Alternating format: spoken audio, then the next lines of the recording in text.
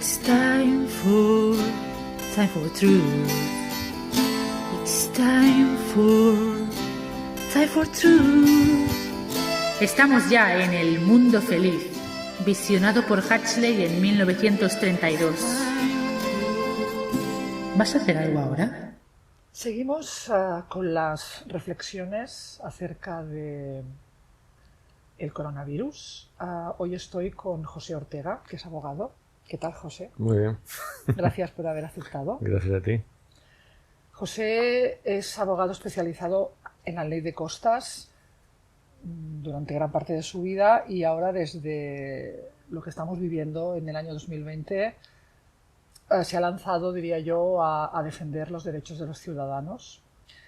Antes de entrar en esta parte más legal, me gustaría profundizar un poquito en la persona, en quién eres, si te parece. Bien. Para conocerte un poquito. ¿Te da un poco de vergüenza quizás hablar de ti? No, no lo creo. No eres tímido. Sí, mucho. ¿Eres muy tímido? mucho. Entonces, ¿sí te da vergüenza o no? Muchísima. Muchísima. Bueno, no me da, es broma. Vale, es broma. Digamos que estoy en el término medio de timidez, en el término medio de vergüenza y en el término medio de todo. Y en la edad ideal. Por supuesto. Estudiaste 2 carreras a la vez, Derecho y Arqueología. Probablemente una porque te interesaba laboralmente y la otra por pasión, ¿o cómo fue esto? La segunda no lo hemos dicho, ¿verdad? Era Arqueología. Yo me metí en Historia y la culpa de que yo sea abogado la tiene Franco, como tiene la culpa de casi todo. Que te llamó un día y te dijo, No, que se estaba muriendo cuando yo entré en Historia. Y en los 2 primeros años, fueron 76 y 77, en la universidad, como se suele decir, no se pegaba clavo. Y yo decía, me estoy perdiendo el tiempo, porque después esto es para tener un título que ya entonces se hablaba de engrosar las filas del paro. No, esto no es nuevo, esto es de toda la vida. Y entonces me dije, voy a ver si me puedo matricular de tercero para hacerlo en verano y adelanto.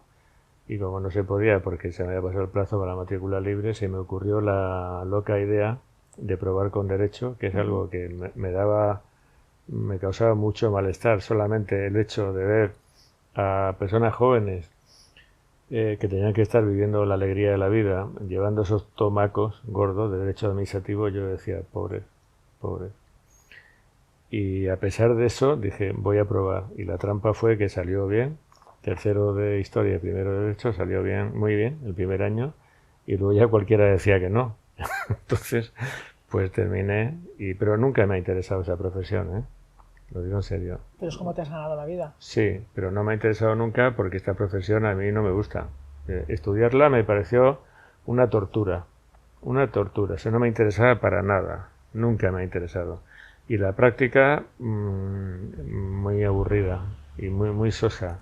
Y muy poco apasionante. El momento en el cual yo empecé a sentirme a gusto con esta profesión fue a partir de 2003, 2004, 2005, cuando empecé a trabajar ley de costas, porque había mucha injusticia y le veía el sentido épico que tiene. Entonces, a mí, por ejemplo, pues me han estado intentando contratar alguna vez una compañía constructora muy importante, no contratar, pero por lo menos consultar y tal. Y aprovecharse de tus conocimientos. Bueno, había una compañía que hace tiempo pues estaba destrozando la costa de una parte de España y construyendo mucho. Y me dijeron que querían hablar conmigo, que fuera a hablar yo allá a tener una reunión con ellos. Y yo les di largas. Me acuerdo que eso fue un día, yo estaba por Madrid y tenía una entrevista con el Gesandter de la Embajada de Alemania y no lo dejé. Porque en el fondo no me estimulaba. Se me hubieran, quizá, supongo, no pagado bien. Pero a mí lo que me da energía, y como dicen por ahí, me ponen las pilas, es la injusticia.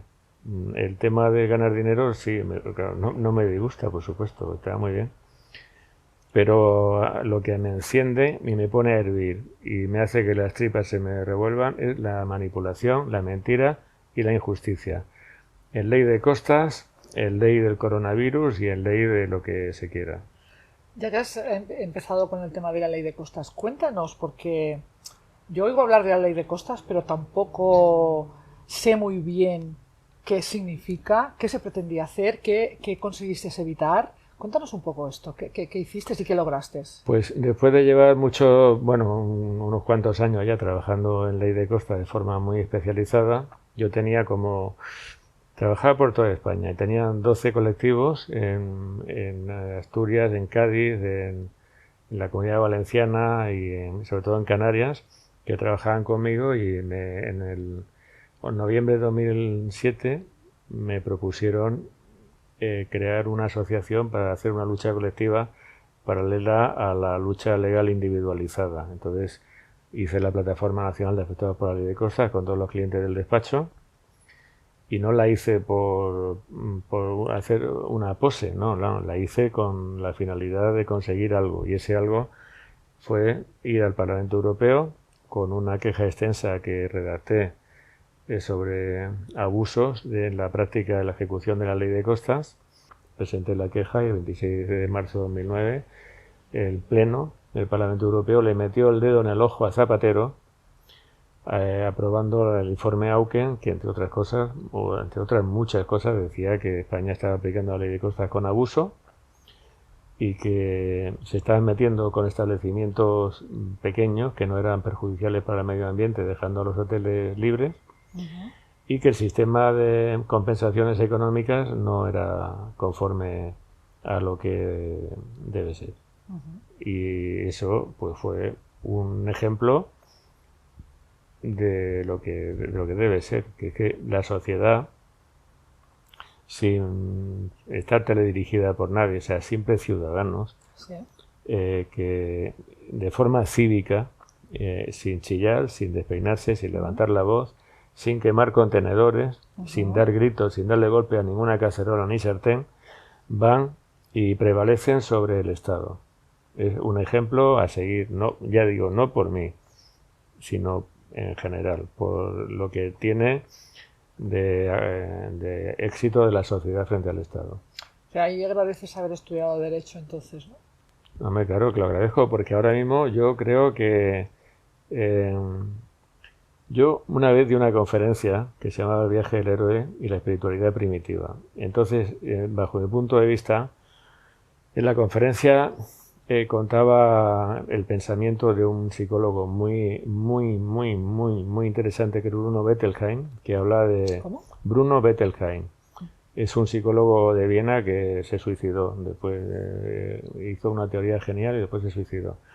Entonces, trata sobre los cuentos populares y sobre el sentido oculto, psicoanalítico oculto de los cuentos populares, diciendo que realmente el cuento popular, de tipo cuento maravilloso, que en apariencia lo que te está explicando es un viaje en el espacio entre A y B, te está contando un viaje en el tiempo entre la adolescencia y la madurez. Y ese viaje en el tiempo te conduce a una situación de madurez en la vida que tiene una esencia, y la esencia es convertirte en héroe.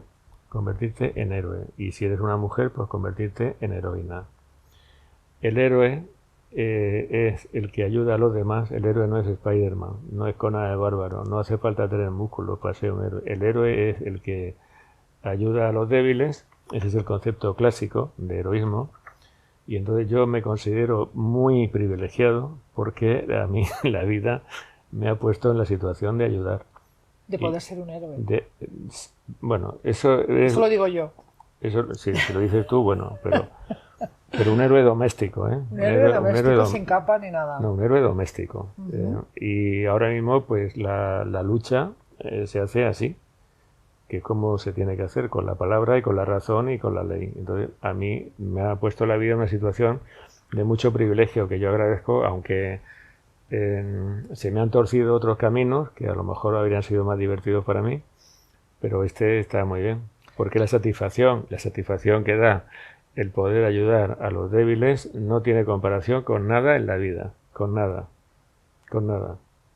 Pero eres una persona con mucha moral y mucho sentido de la justicia, que para ser un abogado es algo extraño, ¿no? Bueno, pero es que yo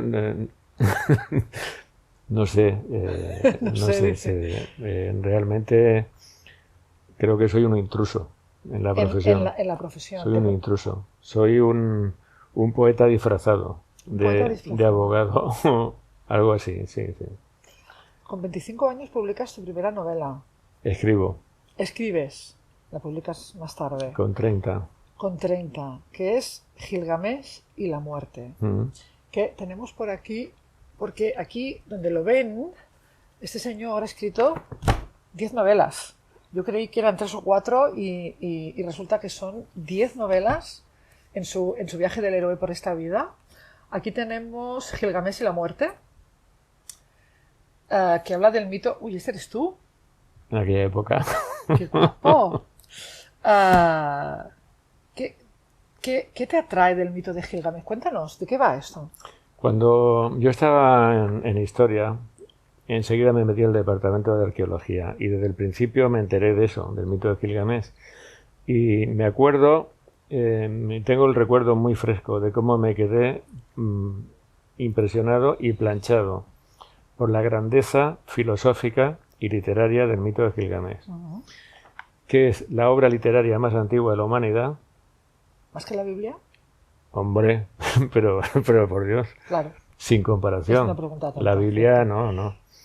Que narra, que contiene precisamente los precedentes prebíblicos del relato del diluvio. Ajá. Y sobre todo que lo que cuenta es una búsqueda de la inmortalidad. Yo lo que decía en las presentaciones era que tú coges y tú te lees lo que se llama la literatura oriental. La literatura oriental son las tablillas cuneiformes. No son novelas escritas por un japonés. Las tablillas cuneiformes. Entonces tú lees literatura oriental, como he leído yo tantísima, y te haces a una idea de lo que es. Y lo que es la literatura oriental es una certeza muy ingenua sobre lo invisible y sobre lo metafísico. Quiere decir, cómo viven los dioses, qué es lo que hacen, cómo se reúnen a discutir y a pelearse, que se discute y se pelea en una asamblea de 50 dioses, se llama la Upshukina, en Sumer, y todo esto. Y entonces, las certezas son tan absolutas como ingenuas. Y entonces aparece un personaje que duda. Duda de las certezas de los dioses. Que no sabe lo que pasa. Básicamente duda ante la frontera final y duda ante la muerte y tiene miedo ante la muerte, y es el personaje, por lo tanto, más universal de la historia de la literatura. ¿Cómo que te dedicaste al cine también? ¿Tienes una productora? ¿La sigues teniendo? Sí, la ¿Has tengo. hecho la tengo. algunas películas, Pues coproducciones? yo he producido 3 películas de ficción con Juan Piquer para el cine. Las rodábamos en inglés porque eran para el mercado internacional de la televisión y eran cine de aventuras. Juan Piquer es un director de culto en los Estados ¿Tipo Unidos. Indiana Jones? Sí, pero era cine B. Hemos hecho... Porque es lo que hacía después de estar en su ciclo de cine en Estados Unidos, que hizo mucho con Dino de Laurentiis, pues volvió a la península, iba a decir, volvió a Madrid, y entonces volvió a sus orígenes, que eran el cine de aventura para un público juvenil. Él fue el que hizo el viaje al centro de la Tierra, por lo menos una de las versiones. Pues los centauros del mar, o cómo se llamaba, El misterio de la isla de los monstruos, una serie de películas que estaban basadas, muchas de ellas, en libros de clásicos juveniles. Y cuando se volvió a los Estados Unidos quería también pues redefinirse a sí mismo o refundarse a sí mismo y volver con lo mismo. Yo lo había conocido a Juan porque se me metió entre ceja y ceja eso, llevarlo al cine, esa novela, Gilgamesh y la muerte. Gilgamesh y la muerte. Me fui a Madrid, yo no conocía a nadie, tuve que buscarme las mañas para que alguien me enseñara el camino de Juan Piquer, y lo conseguí, y entonces él no me dijo que no, me dijo que sí, que se podía hacer. Lo Lo que pasa es que él tampoco tenía ya la capacidad de organizar una producción así en esa época. ¿Qué hay de todas las otras novelas? Cuéntame, háblame de alguna más. ¿El peregrino desolado, por ejemplo? Sí, El peregrino desolado es Los años perdidos de Jesús. Sí. ¿Qué es tu héroe? ¿Jesucristo? ¿O qué? No Una necesariamente. persona que te inspira, digamos. ¿Alguien que te inspira en tu vida? No, esto sucedió así. Yo había terminado de escribir Una furia, el origen de Dios, y pensaba... Una furia, el origen de Dios. Sí. Y quería cambiar de aires y estaba preparando una novela sobre un tema que creo que nadie ha escrito nada, que es sería el primer texto que se escribiera sobre ese tema, que nadie, pues creo que le ha dedicado mucho tiempo, que es el asesinato de Kennedy. Ironía, ¿eh? Ironía. Ya, vale, ya digo, Ironía. será ironía. Entonces me llama por teléfono Adrián, que es un amigo que es licenciado en Derecho también y abogado y sigue las cosas que hago en el blog, etcétera. Y me coge y yo estaba ahí en el bar desayunando, era un sábado, y me dice, oye, ¿tú no sabes que la vida de Jesús es un misterio en cuanto a lo que hizo después que salió del templo con los 12 años y volvió a su tierra con A los 30? Con 30. ¿Dónde se Y formó? yo no me había parado a pensar eso, ¿eh? Y entonces, ¿sabes lo que pasó? Que eso fue exactamente igual que un caos técnico. O sea, un caos técnico, no un caos. Me tiró a la lona. O sea, yo ya desde que Adrián me dijo eso, y está en la introducción de la novela, o los agradecimientos, no me acuerdo, ya no fui capaz de pensar en otra cosa, nada más que en eso, porque además eso sí era más de mi especialidad. Yo no sé si lo he leído en algún sitio o me lo he inventado, pero el concepto es que si somos buenos, ¿Sí? También podemos contribuir al orden del mundo, a que se mantenga el orden del mundo, no solamente a que todo el mundo sea bueno y se hagan cosas buenas y tal. Y desde luego esa novela es una novela que la escribí porque me dio la gana de escribirla y me gustaba, pero después de terminarla fue pues un eslabón más de algo que he repetido mucho en esta vida, que es muy simple, muy simple. Si hacemos cosas buenas, el mundo será bueno. Bueno, podríamos hablar de esto mucho más, pero Sí. quizá que vayamos avanzando un poquito. Venga. ¿Realmente te interesa el mundo egipcio? ¿Te interesan los principios? ¿Te interesa la verdad? ¿Te interesa Pues sí. mejorar el mundo? Confieso que sí, es Confieso así, que sí. es eso. Es- La sabiduría de Egipto. Mira, ¿sabes cómo le llamaban a Egipto los egipcios? Te digo que es que se me saltan las lágrimas, ¿eh? Porque yo al escribir esta novela he llegado a sentir emoción hacia Egipto, hacia el Egipto antiguo. La tierra amada, ¿cómo le llamaban? La tierra amada, y tenían razón. Cuando yo presentaba la otra novela, La furia, decía que, y terminamos esto ya, que mientras toda la ciudad, todos los países del entorno y los reinos del entorno de Egipto, vayas a donde vayas, todos son ciudades amuralladas, en Egipto no había ni media muralla en ninguna ciudad. ¿Por qué? Porque era un país que vivía en orden, bajo una autoridad fuerte, pero justa, porque para eso estaba la Maat, y tenían razones para decir que Egipto era la tierra amada.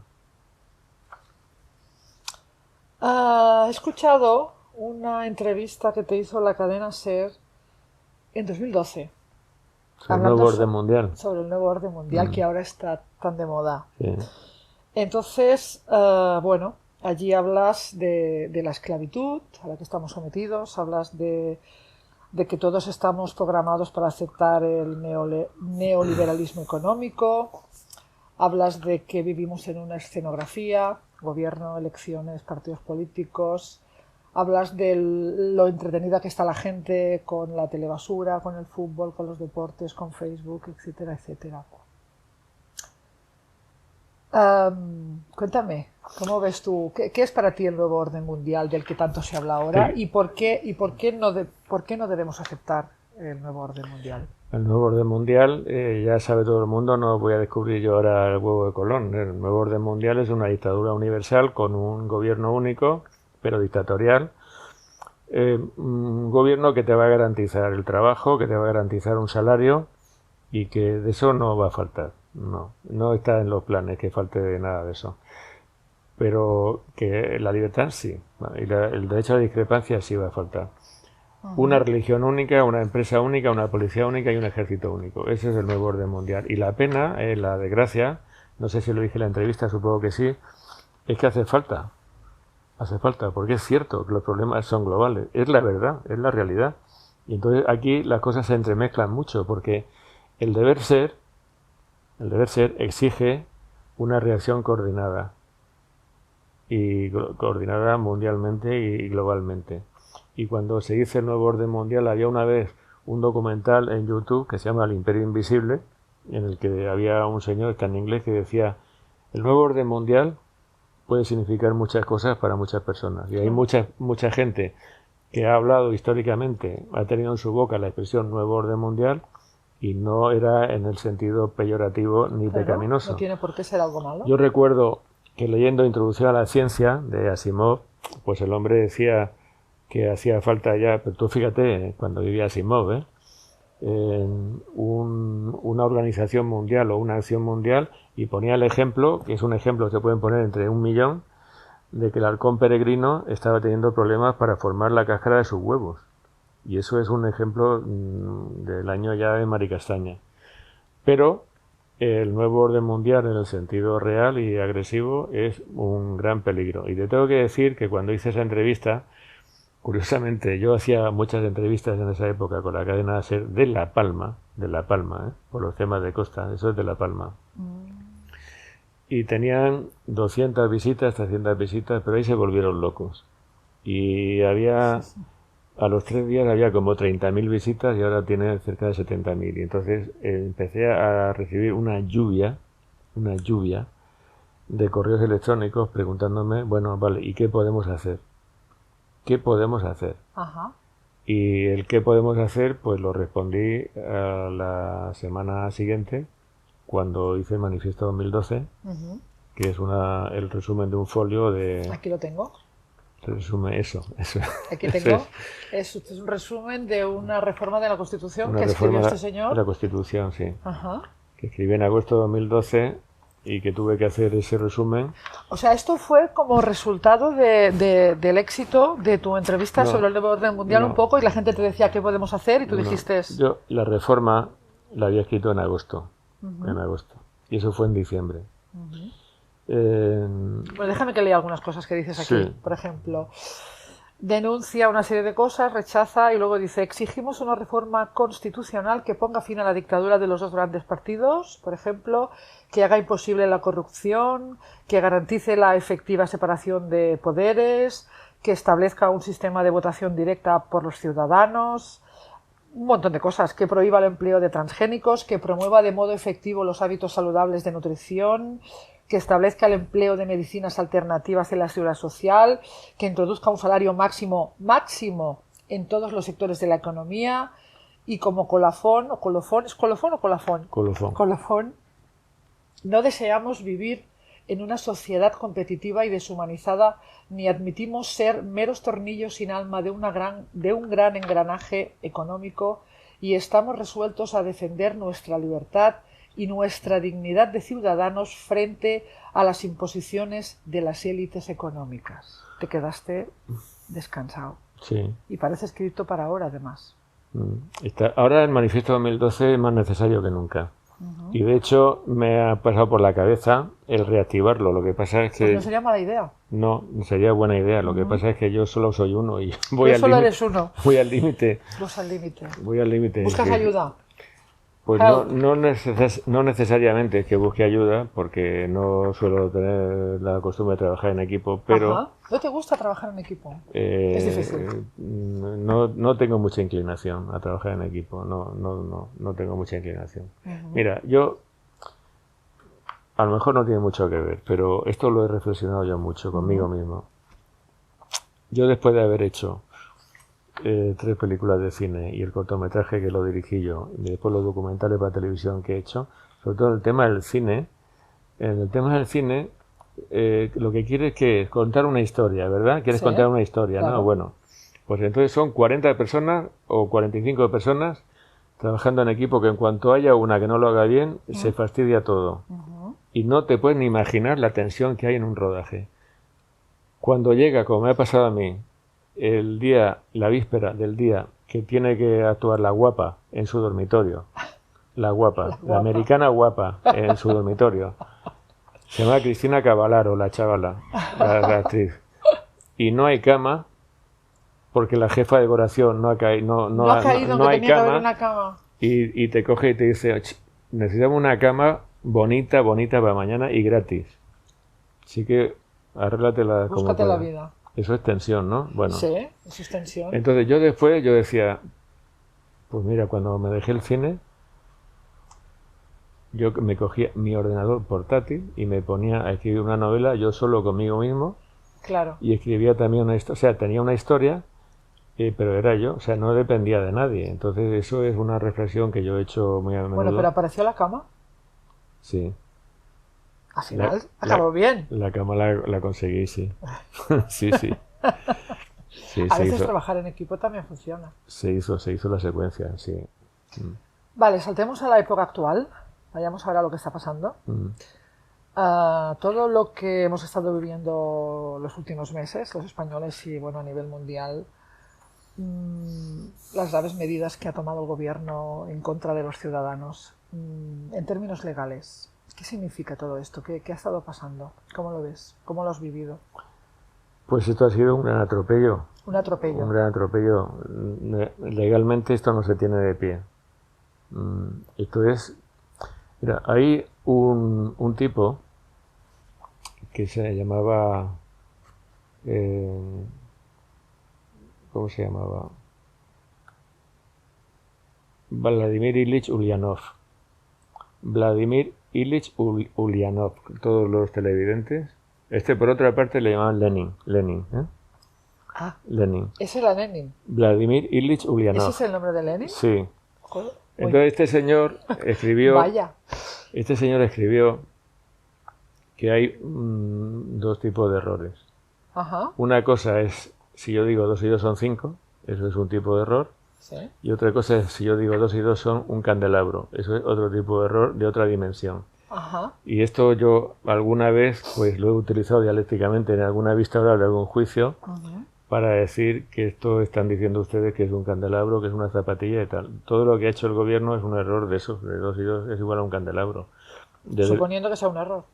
Sí, desde el punto de vista técnico-jurídico, que es el análisis que yo puedo hacer, ¿Sí? Porque la valoración política también vale, pero yo no soy político, en cambio sí que soy abogado. Ajá. Y desde el punto de vista de la ley, todo lo que han estado haciendo es una especie de jardín florido o de ramillete florido de delitos. De delitos o de presuntos delitos. O de presuntos delitos. Sí.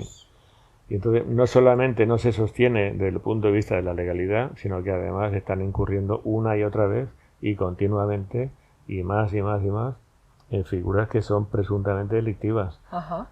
Y de ahí viene lo de que esto sea 2 más 2 es igual a un candelabro. Desde el Real Decreto de Alarma, o sea, el Real Decreto de Alarma, yo ya lo vi desde el principio que no se ajustaba ni a la ley ni a la Constitución. La ley reguladora de los estados de alarma, excepción y sitio establece que bajo estado de alarma se puede limitar la libre circulación y condicionar a determinados lugares, horarios o de otra manera limitar. Entonces lo que hace el artículo 7 del Real Decreto de Alarma es decir, utiliza la palabra limitar, pero en realidad no es limitar. Se limitará la libertad de circulación y de manera que usted lo que podrá hacer será ir a comprar comida, ir a la farmacia, ir al banco, ir al seguro. Eso no es limitar la libertad de circulación, eso es suspender el artículo 19 de la Constitución, garante de la libertad de circulación, porque la libertad de circulación es una libertad.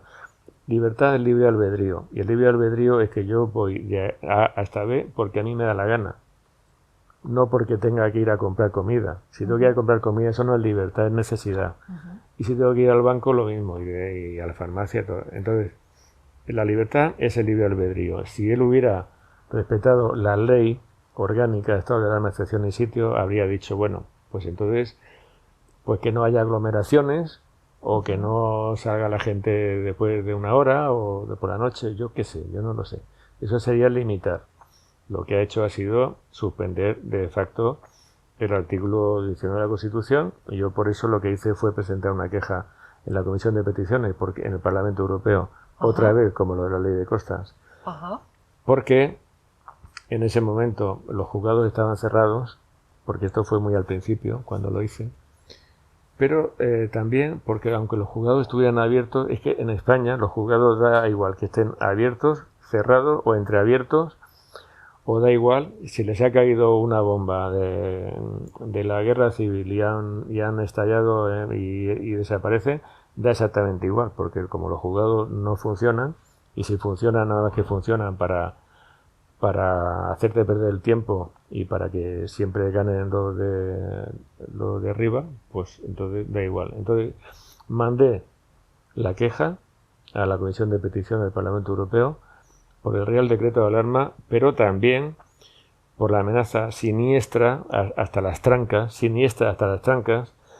de internar a los positivos asintomáticos en campos de concentración. Eso que ellos, de forma muy cursi, le llamaban las arcas de Noé, el telediario. Y están admitidas a trámite, la una y la otra, se lo han tomado muy en serio, las han revisado, ¿sí? Están de acuerdo en que esto afecta a las actividades del Parlamento Europeo, ¿sí? Que tienen competencia para valorar y estudiar esta situación, y además se lo han tomado tan en serio que de oficio han mandado las dos quejas a la Comisión de Libertades Civiles para conocimiento. O sea que eso está en trámite, es un trámite lento, pero y en el Parlamento Europeo sí que funciona, ahí sí que confías. En el Parlamento Europeo tengo bastante experiencia, bastante. ¿Pero confías? Confío. Más que en los juzgados españoles. En los juzgados españoles no confío ni un poco. Ni un poco. Poco. Yo no confío en la justicia. ¿No confías en la justicia? No. O sea, no. No confío en la justicia española. Justicia. Administración de justicia en España, no. Idea de justicia expuesta en la sentencia, no. Te garantizo que no. Y hablo con mucho conocimiento de causa y sé por qué lo digo y lo puedo decir. No hay ninguna razón para confiar en la justicia en España. Ninguna. Y muchas veces he repetido que si alguien cree que hay justicia aquí, ¿sí? Es como el que cree en Papá Noel o en los Reyes Magos. Es una cosa así parecida. Por mi experiencia. No, ya. ¿Pero por qué es que no hay justicia? ¿Es por los jueces? Pues, ¿Es por los políticos? Pues no hay justicia. ¿Por qué? No hay justicia. ¿Cuál es tu análisis de eso? Mi análisis es que, sobre todo, en donde las decisiones de los jueces pueden afectar al poder, los jueces están muy tocados por el poder. Hay que tener en cuenta el mecanismo de nombramiento de los jueces. Al final aquí todo el poder está en manos de unas estructuras privadas, de unas asociaciones privadas, sí. Que son los partidos políticos.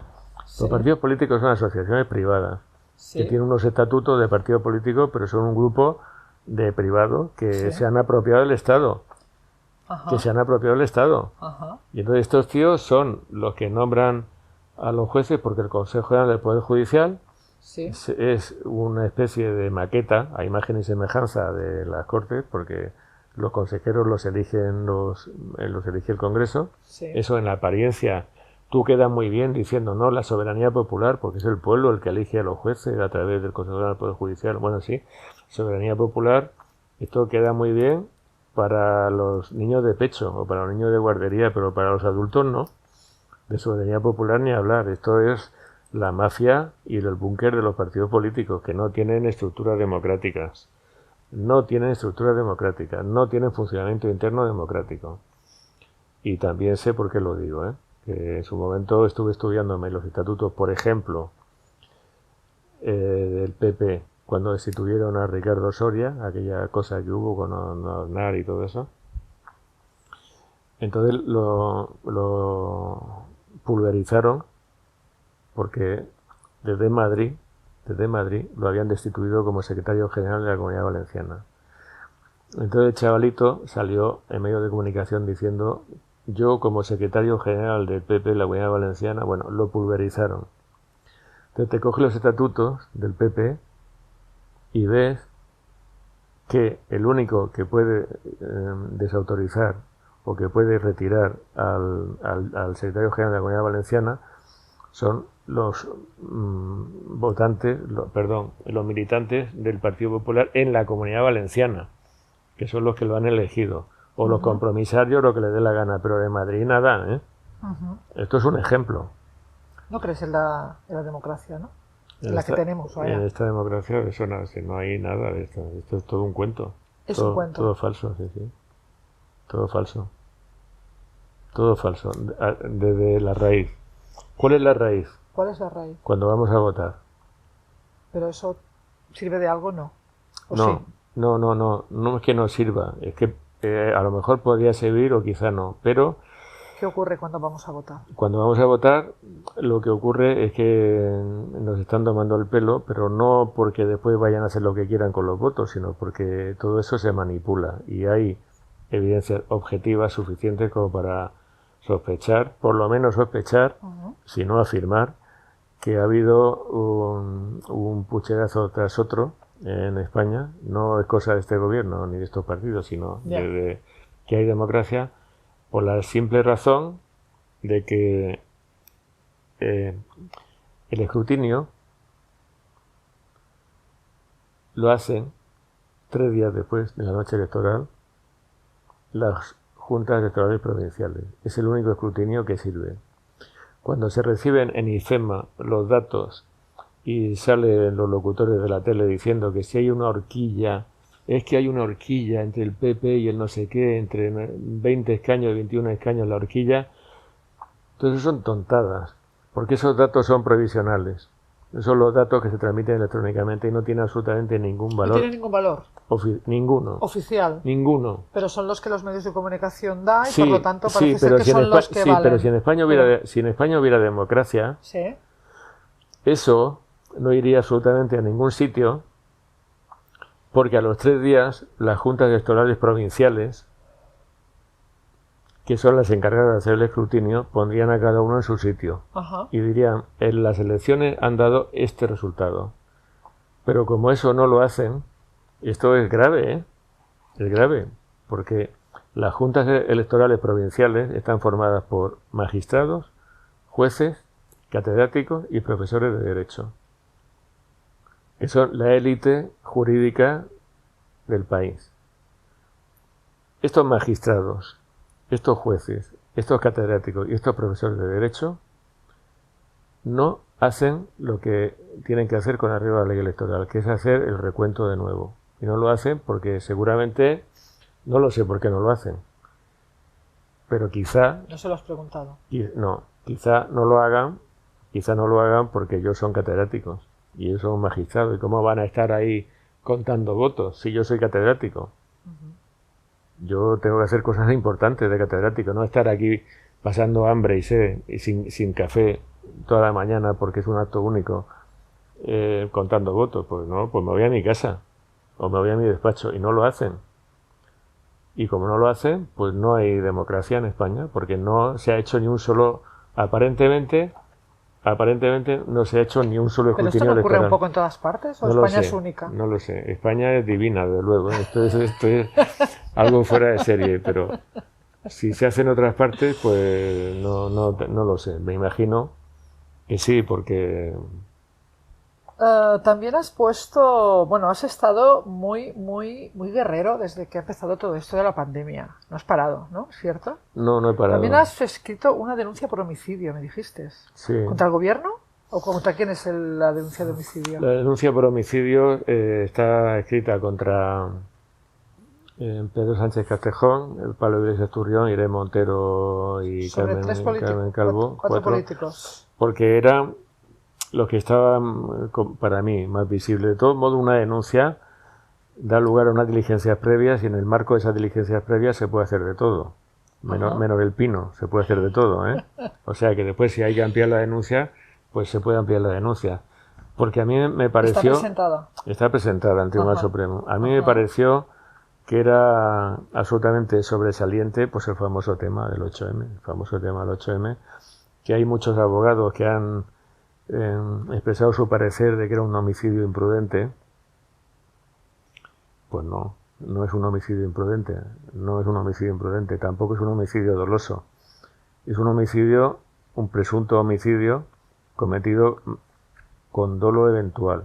¿Qué es el dolo eventual? Pues el dolo eventual es una figura jurídica en la cual yo no tengo la intención de matar, no tengo la intención de dañar, no tengo la intención de lesionar, pero despliego una conducta que objetivamente sé que podría dar lugar a una muerte, a una lesión o a un daño. Eso es el dolo eventual. O sea, sé que puede pasar y a pesar de eso lo hago. No tiene nada que ver con el homicidio imprudente de un señor que va por la calle con el coche y de pronto, pues... O a lo mejor, ¿por qué actuación en concreto del 8M? Pues por no prohibirlo. ¿Por no prohibirlo? Sí, por no prohibirlo, sí. Por eso. Por no prohibirlo. También, bueno, aparte de las quejas al Parlamento, tienes preparada, creo, una querella por diversos motivos relacionados con la pandemia, ¿no? Que estás como buscando financiación, gente que quiera apuntarse y aportar dinero. ¿Sobre qué temas son esos? Hay una querella que le he llamado la querella X para venderla. La querella X. Para venderla como si fuera un turrón. ¿Está en tu web para quien quiera buscarla como querella X? No, está como querella... Sí, está, pero no está el texto. Texto no está porque el texto no está para que no te lo quiten de alguna manera, ¿no? Primero para que no venga ningún despabilado y lo coja ¿Pero está puesta como querella X? Un poco. Sí. Vale, por si alguien está interesado y quiere buscar un poco para apoyarte, ¿no? Para dar apoyo a la querella. No, porque todas estas iniciativas son iniciativas que llevan gastos. Claro. Son querellas que llevan abogado y procurador y viajes a Madrid. Porque un tema de una instrucción en una diligencia previa es citación para declaración del imputado, citación para declaración de los testigos, citación para declaración del perito. Y hay montones de viajes que, claro, yo si viviera en Madrid pues sería otra cosa, pero cuando vivo en Madrid pues es lo que es. Entonces, la querella X es, en primer lugar, porque una cosa que la gente no sabe, y que sería divino que todo el mundo que está escuchando esto lo supiera, es que la violación de derechos fundamentales de la persona, o milagro o milagroso, es un delito. La violación de derechos fundamentales de la persona es un delito. De la misma forma que también es un delito impedir el ejercicio de un derecho fundamental de la persona, que estuve a punto de meter en esto al vicepresidente segundo del gobierno. Por eso los partidos antifascistas, que se suponía que iban a intentar parar manifestaciones contra el gobierno, pero no lo hice porque no lo vi claro que hubiera incurrido en esa conducta y tal. Pero el Real Decreto de Alarma puede ser constitutivo de un delito. ¿Qué temas incluyes en esa querella? Pues el Real Decreto de Alarma, la censura previa en la rueda de prensa, que ya sabes que no se admitían periodistas y que las preguntas eran filtradas previamente de forma anónima, por supuesto, nada de repregunta, eso olvidado, ¿eh? Y eso es censura previa. O sea, la censura previa de prensa es un delito específico, está tipificado específicamente como un delito en el Código Penal. Después, una cosa que apareció en un medio de comunicación que decía que la Dirección General de Seguridad del Estado estaba investigando a un grupo de Telegram que se estaban coordinando para saltarse en confinamiento, es un delito de intervención de las comunicaciones, que es un derecho fundamental de la persona, recogido en el artículo 18, me parece, de la Constitución. Eso es un delito. Y todo aquello que dijo el jefe de Estado Mayor de la Guardia Civil, pues ahí se anda, diciendo que tenían que intervenir en la sociedad para aplacar los estados de opinión contrarios. Después otro delito incluido, otra acusación incluida en la querella X es contra el ministro Marlaska por la destitución del coronel Pérez de los Cobos. Eso es un delito. Yo escribí la querella incluso antes de que saliera el papelito de la directora general de la Guardia Civil. Pero es que también puede ser un delito la destitución que hizo el 1 de agosto de 2018 del coronel jefe de la UCO, la Unidad contra el Crimen Organizado de la Guardia Civil, que parece ser que estaba investigando al Partido Socialista, que parece ser que el coronel jefe de la UCO, que el ministro, como a vista supuestamente de que estaba investigando al Partido Socialista, empezó a retirarle fondos, que el coronel jefe se quejó de que sin fondo no podía investigar nada y lo destituyó. Y eso es un delito, para mí, de prevaricación. O sea, podríamos decir que es un presunto delito. Y después ya la última, me parece, es contra don Fernando Simón Soria, porque a mí me ha parecido que no es nada de recibo todo lo que ha estado haciendo él en estos tiempos, en el sentido de que él lo único que decía era: usted lávese la mano mucho y no se toque la cara. Y eso era un mantra que repetía. Pero ¿qué sucede? Que él tiene una responsabilidad. La responsabilidad es que no muera gente como consecuencia de la pandemia. No ha hecho frente a esa responsabilidad. ¿Por qué no ha hecho frente? Pues no ha hecho frente porque él sabe mucho mejor que yo y que tú, mucho mejor, que hay muchos buenos consejos que se podían dar para fortalecer el sistema inmunológico y para precaverse de eso. Y yo no tengo por qué ser yo, que soy abogado, y lo único que me pasa es que he leído algún libro alguna vez de salud y todo eso, pero no tengo que ser yo el que le diga que la vitamina C, por ejemplo, pues es letal para cualquier tipo de virus. No hace falta que yo le diga, porque él lo sabe mejor que yo, que ante el caso de una infección vírica, según dicen los libros, no el internet, los libros, se inunda el torrente sanguíneo de vitamina C y adiós virus. Y no hace falta que le diga yo que las vallas de Saúco tienen algo que impide que el virus abra la membrana celular para meterse dentro. Y no hace falta que le diga yo muchas cosas que él las sabe y que no las ha dicho. Y entonces, eso podría ser un delito de omisión del deber de socorro, que entra dentro de la definición. Una persona que puede salvar y que puede ayudar y que no le da la gana, se limita a decir: lávese usted las manos. Hombre, por Dios. Y luego hay otra querella por temas que sucedieron en Ibiza, que son muy graves y muy gordos, que yo no sé si sumarlos a esta o qué hacer, porque también me da miedo que crezca mucho, que la querella se haga ingobernable. Porque una querella puede tener tantos temas diversos, ¿sí? En teoría sí, pero hay que tener en cuenta que ahora, después de la reforma de 2015, las diligencias previas se tienen que tramitar en 6 meses. Y si la hacemos compleja, pues hacemos difícil que se tramite en 6 meses. ¿Y qué necesitas para tirar adelante la querella? Pues necesito que haya gente que diga que la quiere sustentar, que quiere aparecer como querellante.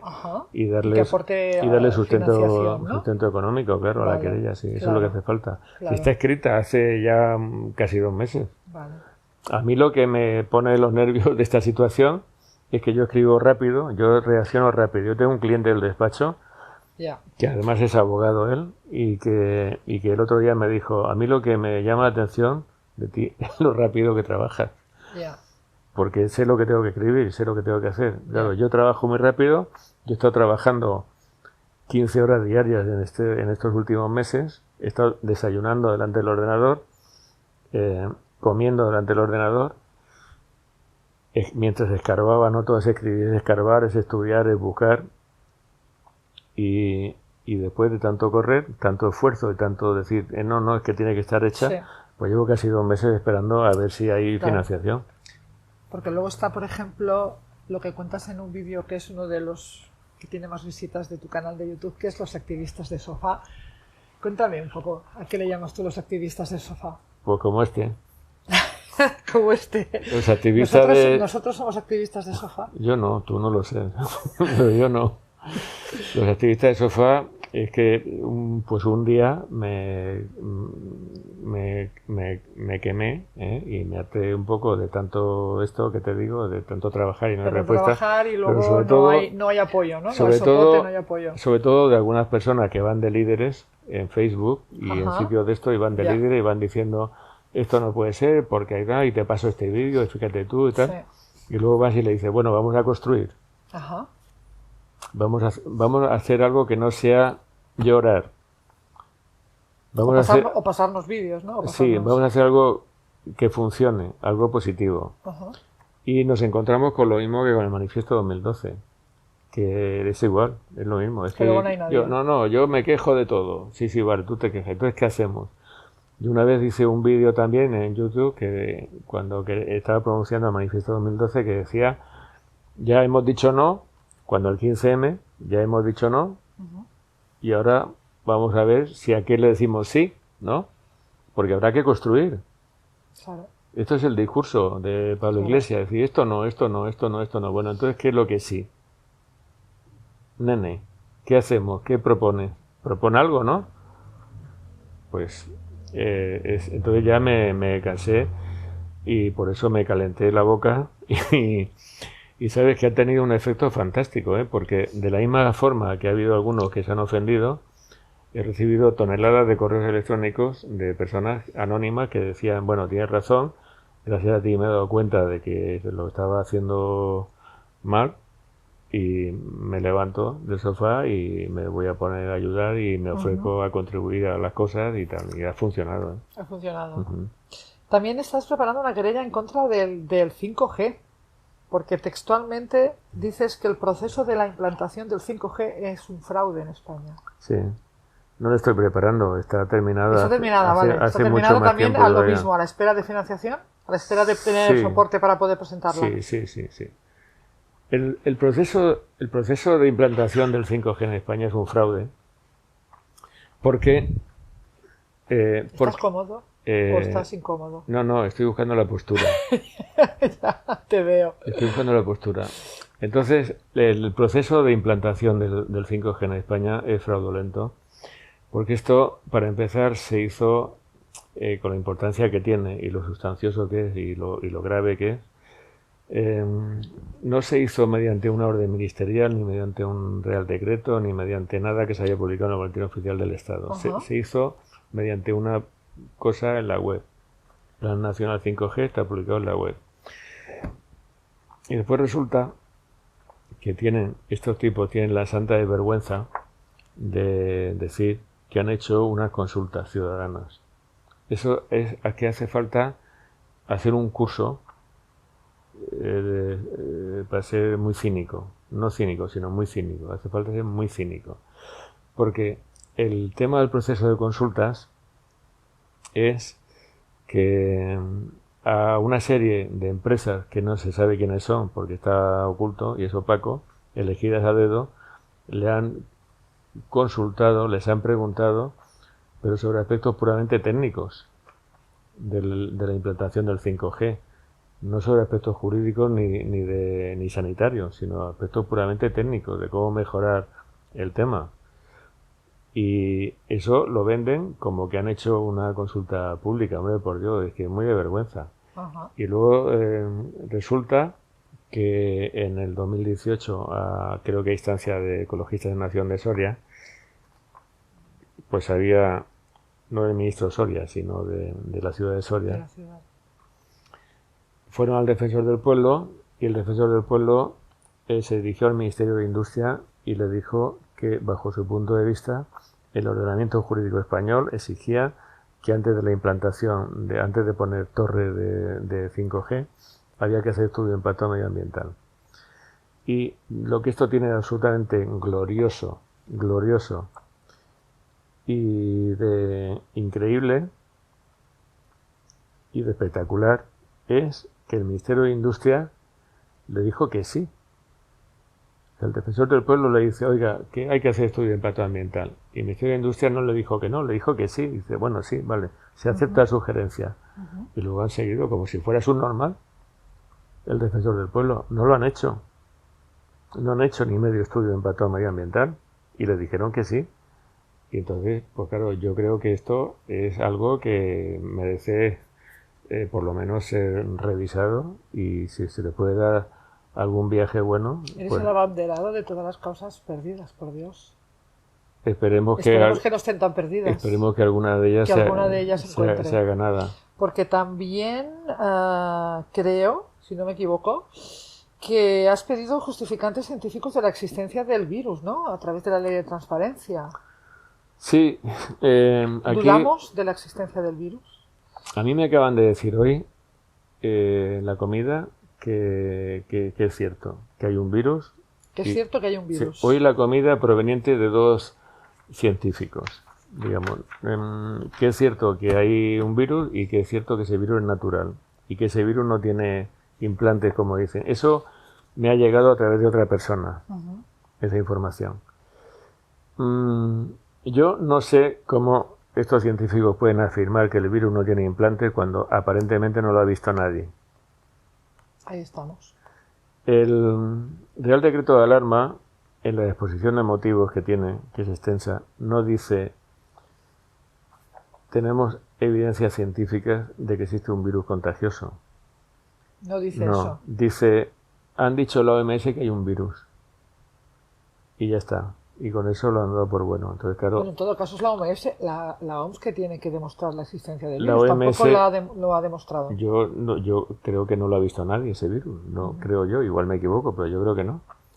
Entonces, si tú coges y arruinas la economía del país, metes a toda la gente en su casa durante 3 meses o 2, 87 días creo que han sido, y tiene a la gente melancólica en su casa, triste y desamparada y tal, y además, pues sobre todo lo de la economía, que se la lleva el diablo, por lo menos, porque hay un virus, por lo menos demuestra que hay un virus, ¿no?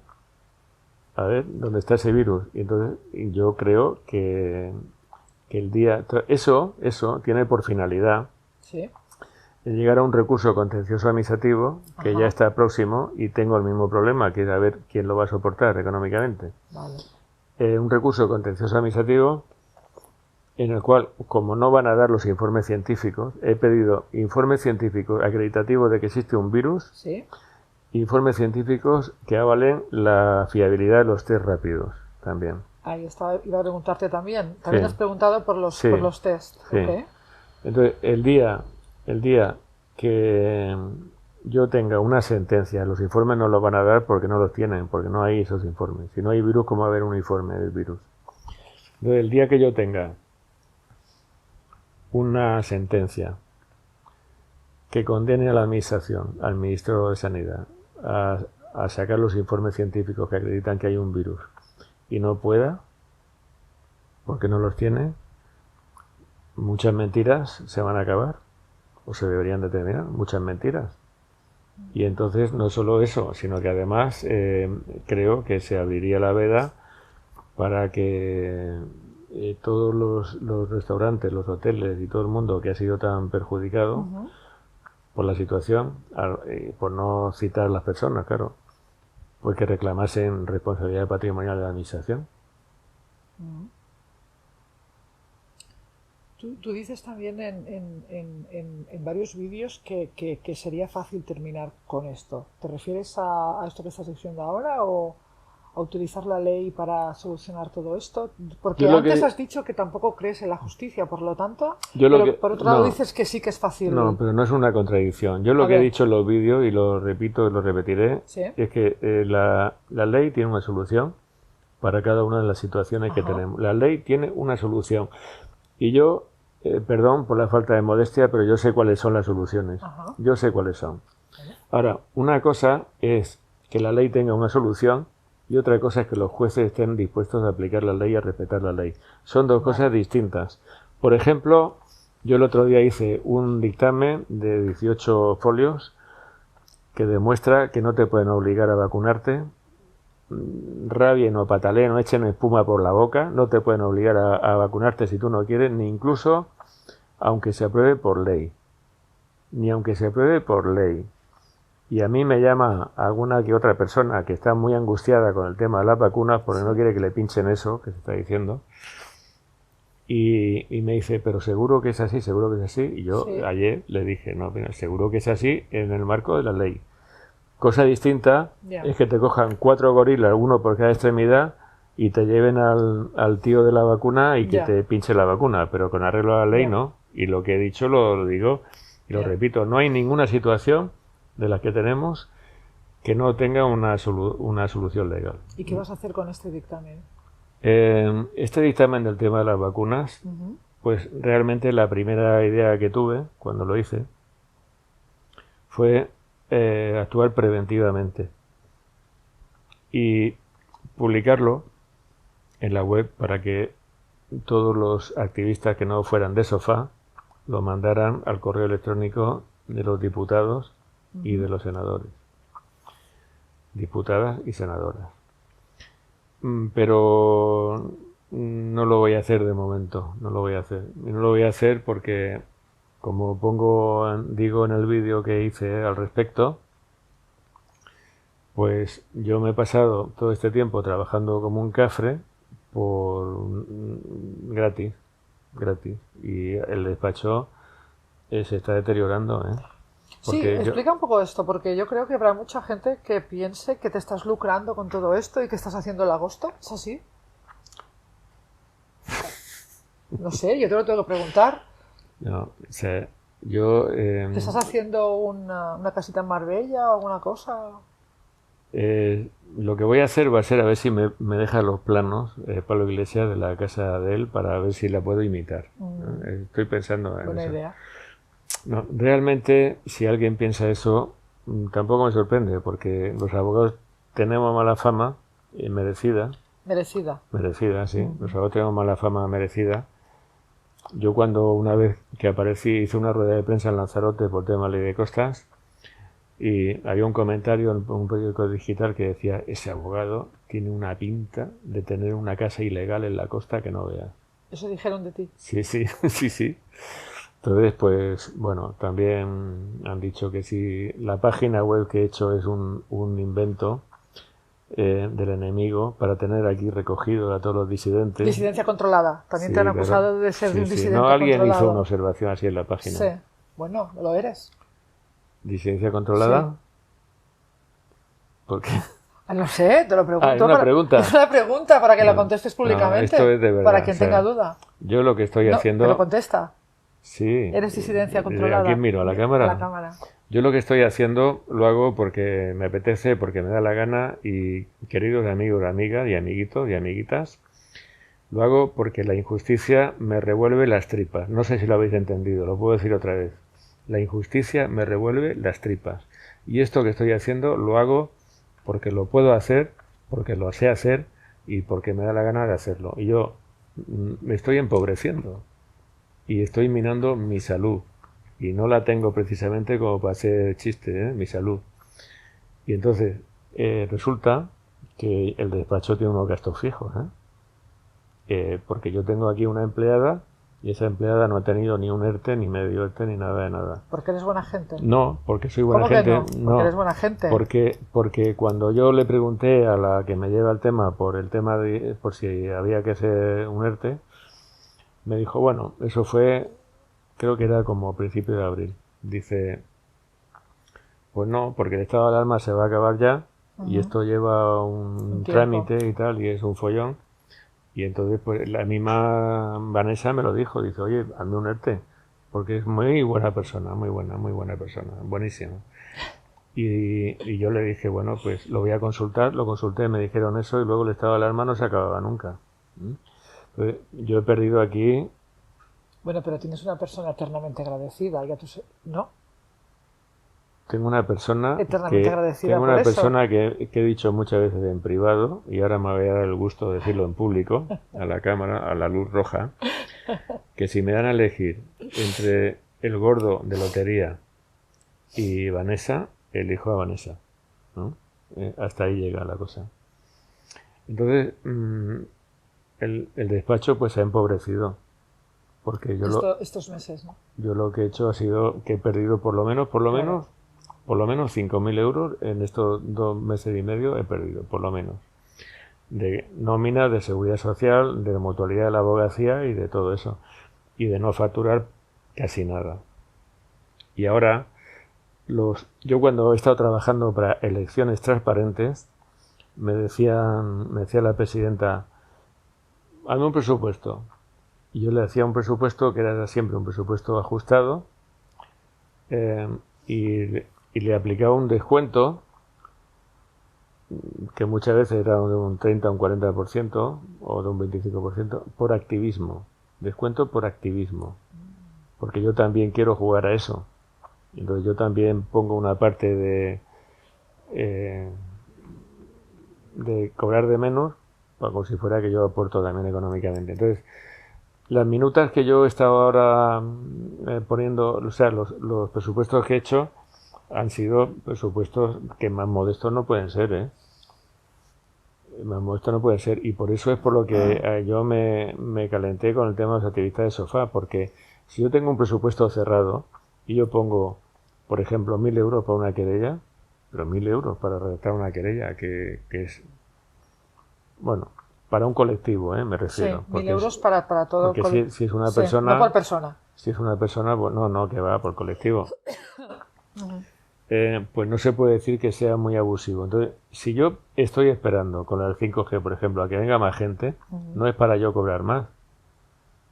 Porque el importe está cerrado. Porque está cerrado, porque yo, digamos que si yo dijera voy a hincharme, pues podría decir, no, pero que si esto es algo que afecta a miles, que afecta a millones, y a mí me tenéis que poner un Porsche, ¿no? No. Si yo digo que quiero más gente, no es para ganar yo más, es para que la prorrata salga a 1 euro. Las prorratas, si no hubiera tantos activistas de sofá, podrían salir a céntimos.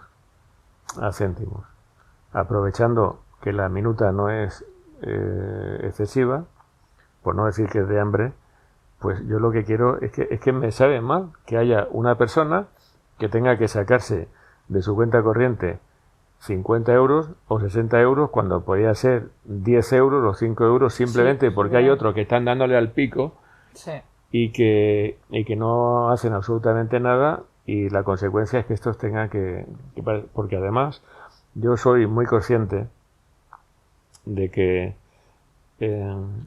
estas personas están luchando por sus intereses, pero también están luchando por valores, y son dos cosas muy distintas, muy distintas.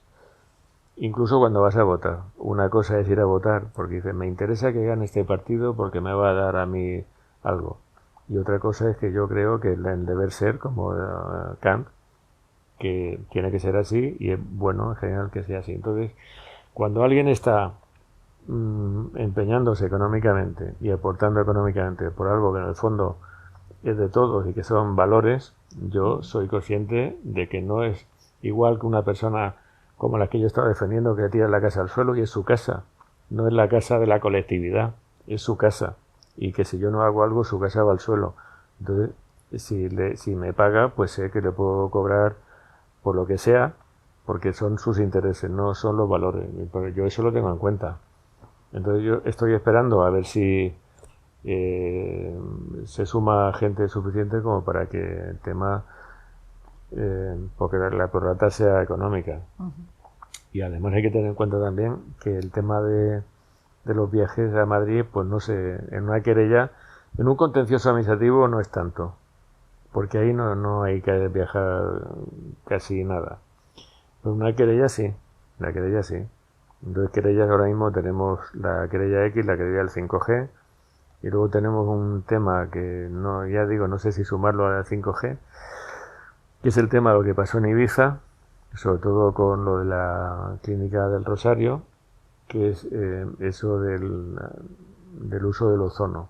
Estaban curando gente, aplicando la ozonoterapia, y el anestesista de la clínica del Rosario concede una entrevista de radio y dice que están teniendo mucho éxito y que hay unos cuantos hospitales de la península que también lo quieren hacer, que tiene que pasar por los comités de ética, y que los comités de ética pues no lo autorizaban, y que hay una persona que le dice, escuchad esto por favor, hay una persona que le dice lo siguiente, pero literal, ¿eh? Prefiero que se mueran antes que autorizarlo. Lo voy a repetir. Prefiero que se mueran antes que autorizarlo. En el Ministerio de Sanidad, ¿eh? En un hospital, porque lo había dicho el Comité de Ética. Y eso es que duele escucharlo, ¿eh? Es que es un genocida, es que es el que haya dicho eso, es que es un criminal. Entonces, esa querella de Ibiza estaba esperando también a ver si había financiación. Se ha quedado el tema un poco inactivo y veremos a ver. José, gracias por ser un ser humano, gracias por ser un abogado con valores, gracias por defender nuestros derechos. Te lo agradezco en nombre de los ciudadanos, públicamente. Y ahí tienes tu cámara, por si quieres cerrar la entrevista, como buen cineasta. Pues sí, voy a cerrar la entrevista de una forma que me gusta mucho, porque es que lo hago continuamente. En mi época mediática, que ya pasó, mi época mediática, cuando me decían en un periódico, en una televisión, ¿quiere usted añadir algo más? Yo siempre decía, sí, quiero añadir algo más. Quiero añadir lo siguiente. Los derechos, si no se ejercen, los derechos civiles, los derechos de los ciudadanos, si no se ejercen, empiezan por atrofiarse, continúan pudriéndose y al final se lo lleva el diablo. Los derechos hay que ejercerlos. Están ahí en el Boletín Oficial del Estado y ahí nuestros derechos no hacen nada. Tenemos que utilizarlos, tenemos que llevarlos a los tribunales, llevarlos a la gestión administrativa y no tenemos que darles ni un milímetro de espacio, porque le damos un milímetro, se cogen un centímetro, después un metro y luego nos pisan el cuello y acaban con nosotros. ¿Hasta ahí? Me he quedado así, porque he dicho, es lo que hago cuando termino los vídeos yo, me quedo quieto para no aparecer luego rascándome y todo eso. It's time for truth. It's time for truth. Estamos ya en el mundo feliz, visionado por Huxley en 1932. ¿Vas a hacer algo ahora?